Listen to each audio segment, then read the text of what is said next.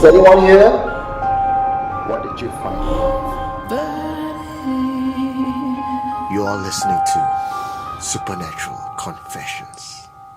The house is located at BDC, Taman BDC, and it's a normal looking house, just like any other house in the city. And this house is a second house for my parents. After they are working, established, and they have their own money to buy a house, they got this house.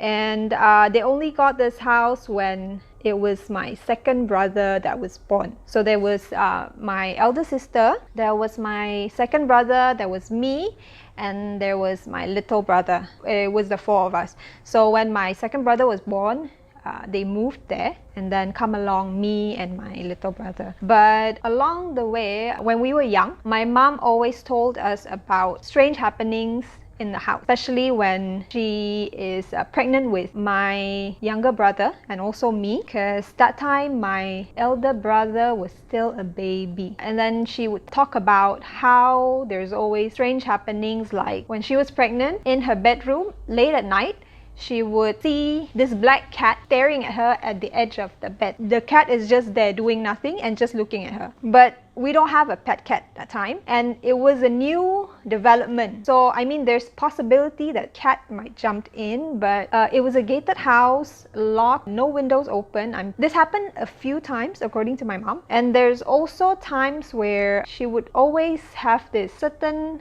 bad stench at certain areas of the house, a corpse-like smell, but it will be gone, and another day it will be somewhere else in the house.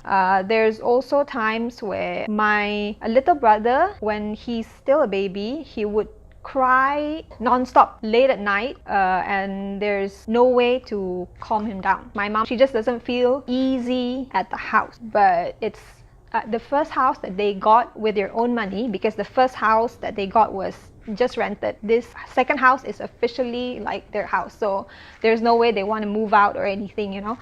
Then comes to my brother, my elder brother. He has his own story where he said when he is young, when he wants to go down like late at night, maybe 1 or 2 a.m. to have water in the kitchen, he would stop by the staircase, because it was dark, and then the lights to the living room was at the staircase. But right before he tried to turn on the light, he would hear people in the kitchen. It's not just one person. He would hear like a whole family having dinner or having meal together, because he can hear plates, cutleries, like how normal people eat. He would hear those sounds. So he said he heard that many times, which made him not want to go down at that particular time anymore. I was there in the house when I started experiencing stuff myself when I was in the early teens.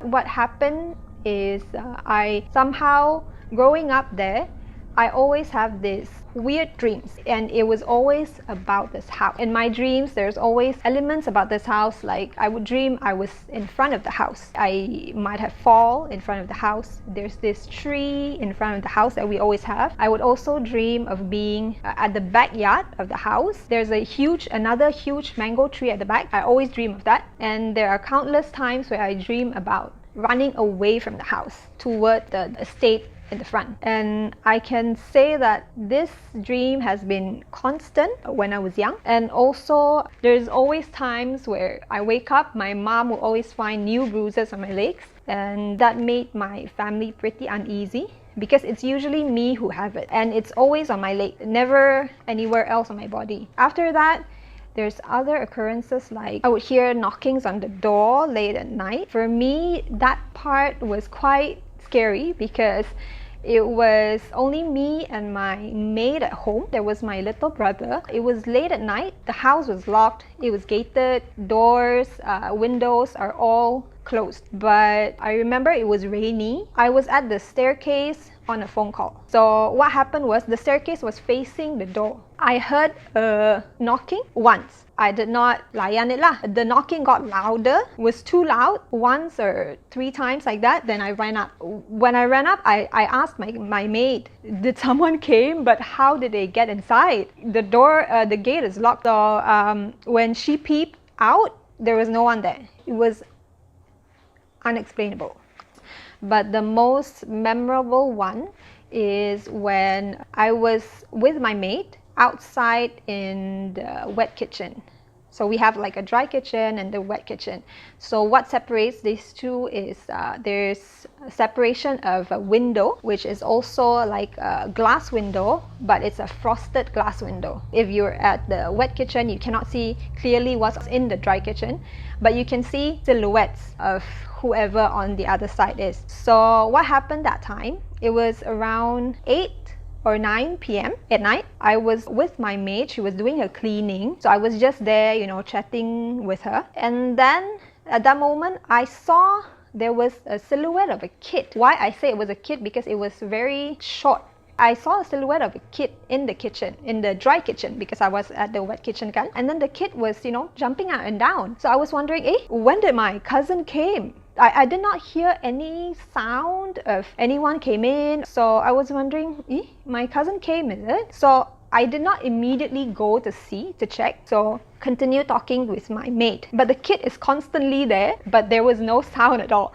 There was only one kid there doing the same thing, which is just jumping up and down. I was wondering, why is the kid there? So I went in to have a look. It's just a few steps away to reach the dry kitchen. The moment I reached the dry kitchen, I could not see anyone there.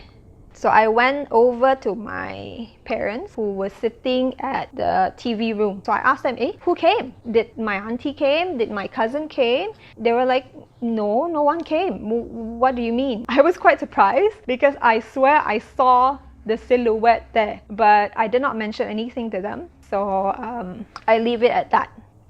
Few years, about 10 years ago, we moved out of the house. So my dad's plan is to rent this house out to a friend who planned to turn the house into a kindergarten. So there was this process of moving the stuff, cleaning the house. So after doing all of this, the last process is when my mom mentioned to my dad, probably we should clean the house, you know, as in clean the house. So we invited my uncle over. He is also an Islamic healer. So they invited him over to the old house to give it a cleanse. So he went over with my parents and my elder brother. They did some recitations of the Quran all over the house, and I remember receiving a text message from my brother in the family group chat. He was saying that my uncle found several items look similar to what black magic practitioner would use to kenakan people lah. Items like small bottles and also wrappings of certain clothes where it was a white cloth. When you open it up, there's several items inside. It's similar to what we found in the bottle. There was rusty nails, pieces of tiny rocks, small rocks inside, pieces of wood that was carved into a similar shape of a tiny human. Items were found all over the house. It was buried in the ground at the backyard, in front of the house. Even outside of the gate, there's the common roadside, you know, they can even find it there. There's also some on top of the roof of the house. So my parents were really shocked at the amount of things that my uncle found that day. But all of these were removed before we rented out. Before handing out keys to the new tenant, me and my siblings, all 4 of us, we went over to the new house to, you know, have a final look. And when we came back from there, as my brother was driving, we were talking about, you know, several memories we had at the house. And then to my sister, when she mentioned that she often have this dream about the house, where she will always dream about playing at the estate in front of the house and also running away from the house. She laughed it out, saying that, I always dream about this. And then my brother interjected, saying that I dream of the same thing too, you know. I always run away from the house. I always go play in the estate in front of the house. But yeah, there was always this dream about running away from the house. Then I was surprised because I told them I had the same dream as well. I always dream about the same thing, running away from the house, playing at the estate in front of the house. But for me, my personal feeling was when I run away from the house, I always have this certain fear of something chasing me, you know, from the house, and that's why I ran away to the closest estate, which is the front estate. Yeah, the three of us shared this together, and we were pretty surprised that all of us had the same dream.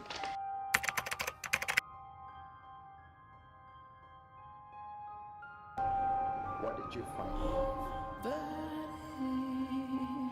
You are listening to Supernatural Confessions.